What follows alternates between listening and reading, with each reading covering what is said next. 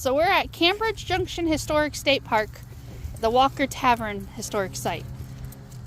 So in the 1830s, two roads built atop Native American trails, the Chicago Road US 12 and the Plaisance Pike M50 met here.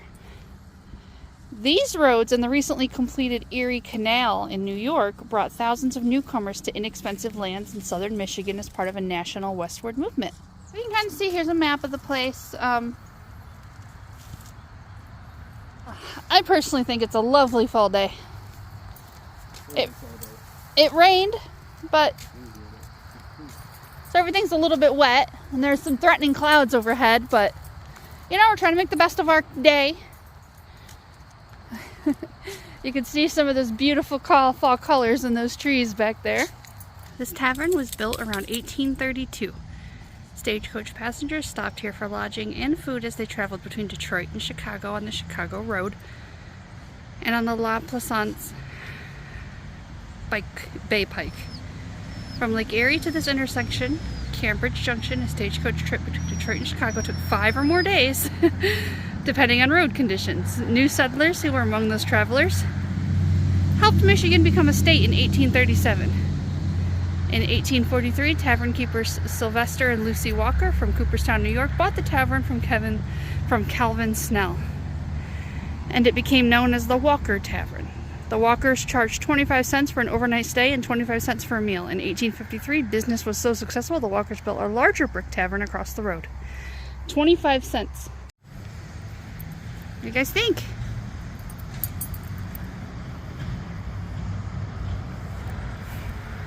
There's one of those old-time cellars. Are you just gonna go right up into it? You just gonna walk right in? I don't think so. They don't let fifis in former taverns. Fifis think they should let fifis everywhere. Well, doing a little peeksy through the windows. It's an old style fireplace. Yeah? You just going right up to it? Roma Gray, the celebrated stallion, will be sold at auction. 4th of July celebration. It's an old map, and there's Lake Michigan and Lake Huron on that old map. There's an old fireplace in there. They could still kind of decorate.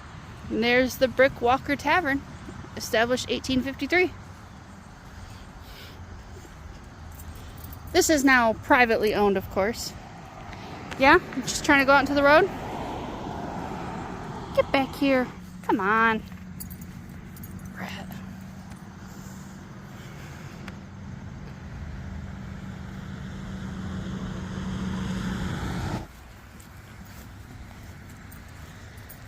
No.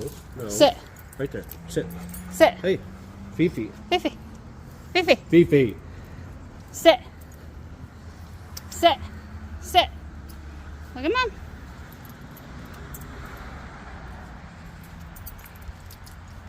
Michigan's Bicentennial Wagon, driven to Valley Forge as part of the Bicentennial Wagon Train, 1976. The area that we're staying in, this is the Irish Hills, and as you can see, there's lots of lakes, ponds, marshes, swamps.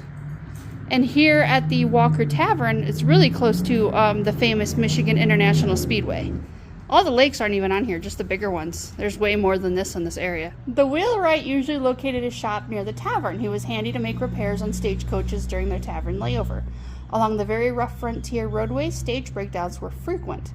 The wheelwright's regular jobs were building coaches, wagons, and carts for the local community. He repaired all kinds of vehicles, in particular their fragile, trim, wood-spoked wheels. So these are the actual wheels of a wagon.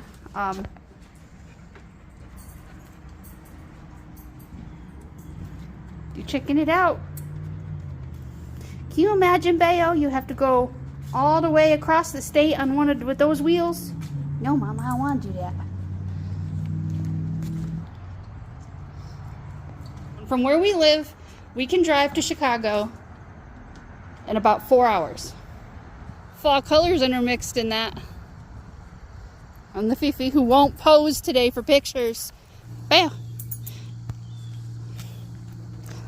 Two of the most important roads of Michigan's settlement era, the Monroe Pike M50 and the Chicago Road US 12, crossed at Cambridge Junction. Settlers